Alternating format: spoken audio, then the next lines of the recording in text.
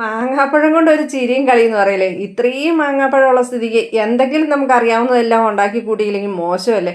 അപ്പം ഞാൻ എടുത്തേക്കുന്ന മാങ്ങാപ്പഴത്തിൻ്റെ അളവെന്ന് പറഞ്ഞാൽ ഏത് ബൗൾ എടുക്കുന്നോ ആ ബൗളിൽ രണ്ടരട്ടി മാങ്ങാപ്പഴവും അതിൻ്റെ നേർപകുതി ഒരളവ് പാലും അതിൻ്റെ നേർപകുതി പഞ്ചസാരയും കൂടി. ഇപ്പോൾ പിടികിട്ടിയില്ലേ.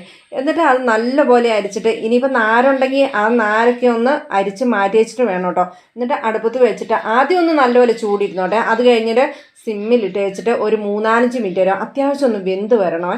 ആ വെന്ത് വന്നു കഴിയുമ്പോഴത്തേനും ഈ കസ്റ്റാർഡ് പൗഡർ ഉണ്ടല്ലോ, അത് 1 ടേബിൾ സ്പൂൺ കസ്റ്റാർഡ് പൗഡർ എടുത്ത് വെച്ചിട്ട് ഇതുപോലെ പാലിൽ ഒന്ന് നല്ല പോലെ മിക്സ് ആക്കി വെച്ചിട്ട് ഒഴിച്ച് കഴിഞ്ഞാൽ കൈവിടാതെ ഇളക്കിക്കൊണ്ടിരുന്നോളൂ കേട്ടോ. അതും സിമ്മിലിട്ട് വെച്ചിട്ട് അല്ലെങ്കിൽ പെട്ടെന്ന് കുറുകിപ്പോവും. അങ്ങനെ അതൊരു 2-3 മിനിറ്റ് ആകുമ്പോഴത്തേനും സംഭവം സെറ്റായിട്ടുണ്ടാവുകയെ.